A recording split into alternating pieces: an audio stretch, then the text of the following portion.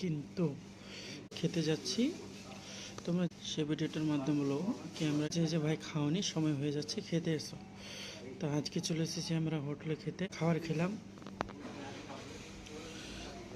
কেলার পাতে। আর খাওয়ার আপনারা সে ভিডিওটা হলো মরিচ পাউডার দেওয়া আছে।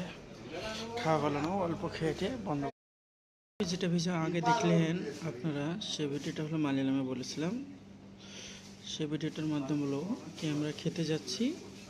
তোমরা যে ভাই খাওয়ানি সময় হয়ে যাচ্ছে, খেতে এসো। তো আজকে চলে এসেছি আমরা হোটেলে খেতে। কিন্তু খাবার খেলাম